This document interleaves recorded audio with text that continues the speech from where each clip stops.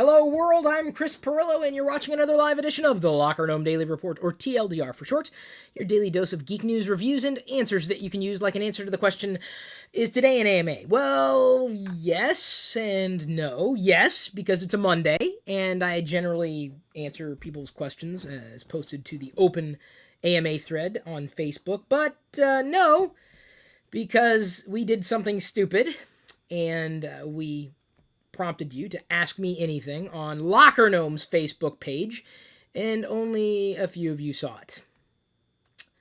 Should have just gone the traditional route and posted it on my page, the personal profile, because Facebook's still screwing with the algorithm. So instead, some of the questions that were asked of me, I'm going to answer in dedicated deep dive Q&A videos. Do one of those every weekday anyway. TLDR is more the long form, talking about the day's news, the zeitgeist of sorts.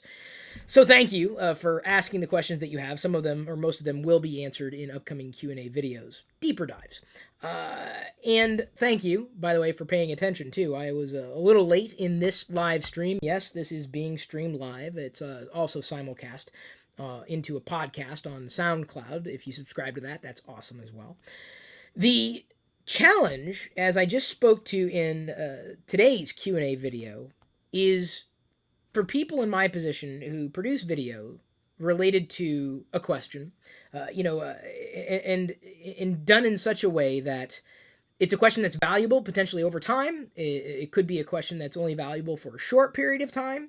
Either way, for a lot of content producers, the way that they're able to support their endeavors is through ad revenue. And that's great if you have enough people who are paying attention, or enough people have enough attention to give you at any given time. But I did an experiment over the weekend that I definitely wanted to tell you about and talk a bit about, even though I did go into the full story on the separate video. Facebook, I think, is going to clean YouTube's clock in terms of video and engagement with community. I think Facebook is probably going to cause a lot of YouTube producers greater concern than it's already caused. But I am also grateful to have patrons, aka my super nomies, as well as all my nomies. If you're watching this, you're one of my nomies. If you're listening, you're one of my nomies. And when we do have fine sponsors like Citrix, they've come back again. And I've got to tell you, Citrix Go to Assist offers a secure cloud-based solution for IT and customer support professionals to provide live and unattended remote support to their employees and customers working from any computer or mobile device. For a 30-day free trial, visit gotoassist.com. I'm very, very lucky to have sponsors. I'm very, very lucky to have patrons, and that's a part of a solution. But when you need to produce or want to produce on a regular basis and do things in a way that are going to work today, but also at some point in the future, it's not always cut and dry, especially when you recognize that some of the things that you do or are interested in may have outgrown your audience, and it has nothing to do with age. It's just as long as I've been doing what I've been doing, it's nice to have attracted IT professionals, all the way to, workaday entrepreneurs. It really is very difficult for me to ascertain who that audience is. I just know that there are people who are fascinated in what it is that I have to share with them, insight, and sometimes reviews. Sometimes answers to questions, because they're interested in perspective. I mean, you can go to Google and you can find an answer. There's really no value in me providing something that Google already provides. That's okay. I can deal with that. I have no problem with that whatsoever. So what I do have to offer is my time, and so I really appreciate the time that everybody spends with me. But it's challenging, and this is why when I put TLDR on hold for about a year, I know a lot of people missed it. A lot. They wanted it back, and so I figured out a way to bring it back, and I'm very, very glad to have brought it back at this point in time, and I have every intention on continuing to see it through, certainly, as long as we have support from sponsors and from patrons. The Facebook experiment that I ran, I'm going to continue to do potentially on a daily basis. We've been working very hard on producing a daily video, like a geek variety show type of video, that has an appeal to our core community, potentially, expand your horizons, learn something new, have a little bit of fun. things that I find fascinating. So it's a geek-driven variety show. And these CPU videos, I think, are some of the best I've ever done, largely because I've been able to bring in someone on my team to edit those videos in a capacity that I could never even begin to attempt to do as well as John does. So we posted the Valentine's Day CPU episode, which on YouTube I thought had done fairly well. It got a couple hundred likes or so, which, I'd say for a CPU episode is doing well at this point. But we put it on Facebook, and it got like 4 times the amount of views, if not twice the amount of views, or it came close. It got more views on Facebook than it did on YouTube. Same video. Now, the challenge is, how does someone like me, a content producer, someone who enjoys spending time with you as much as you enjoy spending time with me, how do I parlay that? Because Facebook's in a different game than YouTube. Facebook doesn't care about your favorite content creators as much as your content creators can deal with it on a consistent basis. Because YouTube treats producers as though they are the core of the entire YouTube experience, which, let's face it, they are. And so YouTubers have an opportunity to do what they do largely because of the way the system works. Facebook doesn't think the same way as YouTube. That creates a problem because for me to be successful on Facebook with the videos, the same videos, I doubled the amount of people who saw the same video simply by posting it to Facebook. But Facebook didn't help me do anything apart from letting people see the video. That's it. So if it weren't for patrons, I really wouldn't have been able to do that video. If it wasn't for a sponsor, I wouldn't be able to do these types of videos. It's very important to talk about because a lot of people just want to cut out the system or think that ad revenue is the only thing. I've been trying to get away from ad revenue for years and years and years. I'm all about sponsors, and I'm all about patrons. And I'm all about the people who support me in the best ways that they possibly can, including, we talked about this, I think it was in a Hangout. I can't remember how we started talking about it, but Jack Johnson, my favorite person of the day. I have a lot of favorite people out there, but I'm gonna give Jack is my. This is not an official award, by the way. I sent him a postcard after he told me he was doing this. He sent me this note. Hi, Chris. In the box are 2 bottles of Take the Black Stout, along with some cool limited Game of Thrones glasses. So yes, this is an official Game of Thrones beer right there. Can you see the label right there? Game of Thrones. It's a stout. It's a Game of Thrones stout. I cannot wait. This is going to be the subject for this week's. I'd love to say today's. This week's CPU video. I'm going to be testing the Game of Thrones Take the Black Stout. He sent 2 because one will remain in the bottle. I'm starting another collection of geeky beers. Geeky and nerdy beers. I've got the Hobbit beers downstairs, and the Game of Thrones stout will join them. Of course, I almost want to be very specific about what kind of beers, and it may very well be just the stout and porter types of beers that I love, as well as the geeky things that I love. Plus, as a bonus, the glass that he sent along, he sent two along. Guess which house logo is on it? My house logo. That's right. Game of Thrones, right there. You can order this. Or at least other ones in online through the Omegang website. But I'm very, very grateful for Jack having sent this because I'm not sure if this was available that way, at least to me. Cannot wait to try this week. Cannot wait. I'm so excited. I almost want to move that up to tomorrow. I was, honestly surprised to see how many geeks and nerds love beer. I mean, they do. I mean, they get really nerdy with it. I mean, you can make your own. I'm still waiting to find the right machine to do that. I don't know where I'd begin. I guess it's all a part of a process. A whole bunch of trial and error. I would have to drink my mistakes. And I also found this. I was doing the CPU video today, and I forgot I had the beef jerky candy bar. Did you know they had a beef jerky candy bar? They do. The random things that Chris Pirillo finds around his house.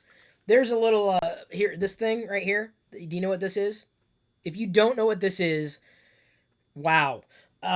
This was a part of the CPU video today, and it's awesome. It's not just collectible. It is functional, too. Does that give you any clues to what it is? Maybe? Could you guess? It does something. It has nothing to do with beer, or beef jerky, or bubbles. Wow, 3 awesome things. Look at this. I was just shopping today, and even though I know Jedi won't be ready for bubbles for quite a while because of what they happen to contain. In fact, this one says ages 3+. If solution gets into eyes, rinse immediately with water. Non-toxic. Do not drink. Not a food item. But apparently, they're now making these bubbles, the bubble containers. What do they call them? Bubble something. Bubble solution. And then on the side, where was it? Okay, it wasn't on the Yoda one. It wasn't on the R2. There we go. On the Vader one, it says powered by Super Miracle Bubbles. So I got everything, or I got everything here because of the Vader, for collectability's sake. But for Jedi, I'm starting to get her R2D2 stuff, and Diana's had a Yoda collection going on for some time too. I need to get Jedi the R2D2 bank next because her grandparents, who have now left from their visit, they got her a $2 bill for Valentine's Day. Spoiler alert for the Pirillo vlog. So I got to get an R2D2 bank, and they're also, come November this year, it's going to be a few months away. They have a larger R2D2 unit that blows bubbles on its own. So I almost want to get that for Jedi, but we'll see if she kind of, I can't imagine her not liking something like this. It's white, it's blue, it's robotic, fun. Certainly, this looks like a lot more fun than this. Although I am biased, I would say that, this would be a hell of a lot more fun than this. I know, see, look, I admitted that I'm biased. I'm also biased in loving this. Did you know they had a Plastic Man Lego minifigure? Right there. I think Plastic Man, for some reason, I liked him when I was a kid. I can't remember which cartoon he was in, though. Was it the Plastic Man cartoon? It's been so long. But I think I remember liking him because of the character I saw in the cartoon, but maybe it's because he was dressed in red that I became a fan of. But they have this, even though I know he comes in a play set, I'm happy to have the poly bag, which I'm likely going to continue to keep in the poly bag for now. Very, very happy to do this. Tomorrow's, let me see here. Give me a second. I better not do it now. I wanted to look up what tomorrow's CPU video recording is going to be, but I'm thinking about doing something called a monthly haul, and try to limit, the things, like, to a handful of things that I got over the month's time. So you may see some of these things pop up again as a CPU video, like the top 10 things that I got in the month of February, the top 10 things I got in the month of March, and do like a monthly haul of the 10 things that didn't land in any CPU episode. Maybe you would have seen in TLDR, but I don't know, it'd be kind of fun. Some of the things that might show up would be, this was sent to me by Mophie. It's their new juice pack. It's actually a juice pack plus. This is for the iPhone 6. Can you see it? The answer is no, because I've removed it from the container already. Put it on my desk. I'm not using it right now, if only because I'm really anticipating the time when more device manufacturers will be using Lightning inherently rather than the micro USB pass-through. I'm not a fan of micro USB, apart from, it being standard and everything. I like the reversibility of the Lightning connector or adapter, so I'm really, really anticipating the time when they will have a Lightning support natively in these charging devices. I will be using this on a semi-regular basis, especially when I'm traveling. These juice packs are like essential when you don't know when you're going to be charging up next. But using it outright, I did that with my 5S for a while, but rare is the time when I can't get through an entire day or most of the day without having to recharge, certainly, needing to accommodate the bulk of what Mophie's done, and I think Mophie's done an amazing job with their battery packs. I'd say that Mophie is about my favorite brand to use as far as battery packs are concerned. Mophie or Anchor, this is the Mophie that I do grab more, before anything else. I like this one. Talked about it a while ago when I first got it. It's very, very compact.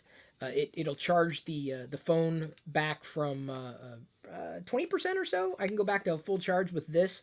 It is a little bulky, but it looks wonderful sitting right there, the brushed aluminum on the Mac. This is something must be new because they sent it to me. And then they also sent this, which I cannot use. This. It is the Mophie Juice Pack. It is for the 6 Plus. I do not have a 6 Plus. However, I am going to say this. Oh, tomorrow's a blind bag? Cool. That's awesome. I haven't done a blind bag CPU in a while. And in fact, I just got this G.I. Joe blind bag today. It was on sale, like a third off or something like that. I used to like G.I. Joe figures. So this would be, I still can't believe it. This is the juice pack for the 6 Plus. This thing is huge! Huge! Oh man, I don't know if any of, okay, I think we have giveaways for the Super Nomies at the $25 pledge level and higher. Isn't that it? Whoever is the first one to tell me and prove that they have an iPhone 6 Plus, I'll send this to them because I can't use it. And I probably wouldn't anyway because it's white, but it is big. Look at this. Okay, I'm going to stick, even with case, I can stick the iPhone 6 with Apple case inside the battery pack for the 6 Plus, which has a great battery life to begin with. But man, that is, I know it's not exactly the same size. It's a little bulkier than the 6 Plus, but dude, I thought the 6 was big, but man, there's no chance in hell I could ever use the 6 the way that I've used, or I'm sorry, a 6 Plus the way I've used the 6 or the 5S or previous phones. It's so huge. But this adds 60% more battery life to the iPhone 6 Plus, so that's a benefit. Had outstanding battery life to begin with. This is a white glossy finish. I don't know if you can see the light reflecting. It is kind of bright there with the whiteness of it. But also a micro USB pass through to the lightning adapter on the inside. The juice pack for the 6 Plus. Huge. Huge. My God. Oh, you can even fit the battery pack and the phone inside the battery pack for the 6 Plus from Mophie. Insane. Cray-cray. Also cray-cray, this Darth Vader collectible pin, which I'm very, very happy to have. See, it folds out. There's the Imperial logo or insignia, and it flips out to show you inside, kind of like a locket of sorts. Darth Vader. And speaking of pin, this award or medal, it's got Darth Vader there, and I believe it said Rebels on it, or Star Wars X-Wing, not Rebels, sorry, X-Wing. Well, it's close to Rebels. Winter 2014. It's a newer, this is the kind, if they gave away these types of badges in Boy Scouts, I probably would have made it all the way to Eagle Scout. That's the big one, right? Eagle Scout.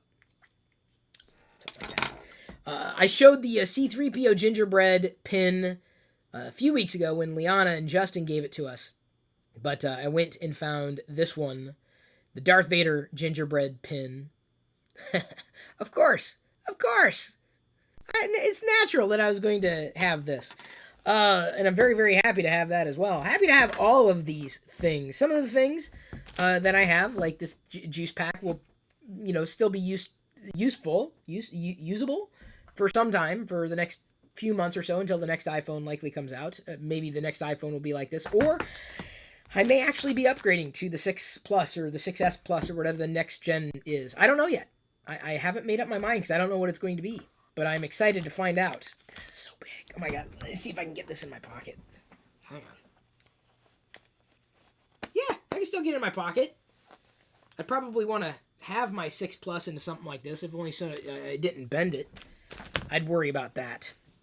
Do I have anything else to show anybody? No, because I don't want to issue any other spoiler alerts for CPU. And since we didn't really have any other questions from everybody, I'm going to go ahead and unbox something that I wanted to unbox. That I don't really... This is something that wouldn't necessarily fit into a separate CPU episode. This is where I get a lot of these smaller things, like the Plastic Man Lego minifigure. Do I record a separate video about the Lego Plastic Man minifigure? I could, and maybe 1,000 or 2,000 people would be interested, but I just don't know if it would work. Like, and that's where I thought, well, do I do... it was in the TLDR a couple weeks ago. Do I do a separate Star Wars channel? Well, this isn't Star Wars. Obviously this isn't Star Wars. This isn't Star Wars. Do I do a toy channel? Well, this isn't a toy. This is kind of a toy. This is absolutely not a toy. And so I don't know. I'm lost. I don't know how to accommodate. Is it a fun channel? Is it a product channel? Because Geek Lifestyles is for long form stuff, and it's typically news. But today was, based in on an AMA premise, and I don't want to, devalue what it is that I've promised everybody. Oh, this is great. The people who are tuned in live are asking questions. Liz sent me this note by way of Stuart Hayden, or I should say Stuart asked this question by way of Liz. Which cycle of phone does he prefer? Oh, all of them. Like every cycle. I don't believe in minor upgrades not being worth it. I believe they're absolutely worth it. And it's given me a better appreciation for every iteration of phone, at least that Apple has released. That's something that I just don't know if I could imagine waiting a full year to get a new phone. I really look forward to getting a new phone every year. It's something that I look forward to. It's an easy upgrade. Is it affordable? Well, yeah, because I sell my old devices. I don't hold on to this stuff. I'm sorry. I don't hold on to this stuff. This I'm not going to hold on to, because this is not as worth as much in a year's time, or in 2 years' time, certainly in 5 years' time. This I'm going to hold on to because this keeps value. This keeps value. This little figure right here will keep value. Oh, I'm sorry. It's Bizarro Batman for those who were curious. This may not hold value, but it's sentimental value. So, yes, I believe I'm the type of person that will upgrade with every revision. For most people, upgrading every 3 years seems to be the norm, and I think that's fine. Certainly I would recommend upgrading when you can, not waiting for the next version. Get it when you can afford it. Get it when it's enough of a leap. I cannot believe my parents are still using, what? It's an iPhone 4 or a 4S. Oh my God. That is, I picked it up. I haven't been using the 6 Plus. I haven't even touched an iPhone 6 Plus. I've been using the iPhone 6 for enough of a time that I'm accommodated. My eyes, have adjusted the screen and everything, the resolution, the weight and everything. And then I picked up my dad's 4 or 4S, and I'm like, how can you live this way? It's funny how technology works, huh? So, I'm a big believer in upgrading when you can. Get rid of your old tech. I'm a big believer in that too. Unless you want to hold on to it for sentimental value. Technology is one of those things that is probably not going to hold its value over time. There may be a nostalgic appeal to it at some point in the distant future. Certainly that's to be recognized. But I'd say that's really for game changers, or the first of its kind, like the Atari 2600. I have not yet begun to collect any of the classic Atari cartridges or the boxes or the instruction booklets. I think I'm going to be very calculated with my approach to that. But, having grown up with the Atari 2600, it'd be kind of fun. I'd never use them. Of course, I'm happy in playing emulators, on iOS or beyond, because why mess with cartridges? I just want the gameplay, just like the CPU I did on Mega Mania. That's what's fascinating to me about what it is that I do, because 20 years ago, I don't know if I could have imagined doing the same thing for 20 years, and I haven't. Now I'm at this point where I recognize certain people want certain things from me that I can't necessarily give them, or that I want to talk about something else. I want to geek out about beer, or I want to geek out about this figure, this bubble machine thing. It's not a machine. It's a bubble wand. Sorry, bubble solution, assumedly with a wand. Not just about this stuff. And so I'm here. I'm right in the middle, right? And the challenge is not losing sight of where you might have found a connection point with me, but also calibrating your expectations. That's difficult to do. So I know I'm going to have to likely find find ways to expand the community. And I've got a few different ideas around how that's going to happen. And it may very well start out with I don't want to launch another channel. I know everyone hates me for it, but I can't put all this stuff into one channel. I can't. It just doesn't work. And I can't just do tech stuff. I just can't. I'd be bored out of my mind if that was the case. I just couldn't do it. Just couldn't do it. Let me put it this way. I was more excited reading, a lot of other things this weekend and enjoying a lot of other things this weekend. And the stuff that I read when it comes to technology tends to be very high-thinking pieces, industry-based pieces. I'm interested in knowing what IT professionals know, because they're the ones who are on the forefront, or should be on the forefront of leading this industry. I'm interested in knowing what developers know, and interested in the greater trends. These gadget choices, they're kind of interesting to me, but these are means to an end. I want to talk about the bigger trends. Doesn't always fit the agenda of the average person who might want to enjoy a video on YouTube. It requires too much thinking. I'm not trying to offend anybody, but the way that I talk through certain topics sometimes requires a level of thinking that most YouTube viewers just are not used to at all. And I'm not the type of person to do reviews. So it puts me in this very, very precarious situation. And I don't know what to do. I will continue to move down the path that we're moving down. Pirillo vlogs on their own channel. By the way, did you see? You've got to see this. Everyone's going to get a bonus because I'm going to show it. We posted this, right? I shared it. It got way more views on Facebook than it did YouTube. But again, that doesn't surprise me, if only because of everything that I was talking about. Here's a... is that going to work? I got to turn up the volume. Jedi was laughing her tail feathers off. Last night, Diana was coughing, and Jedi started laughing. Is it going to rotate?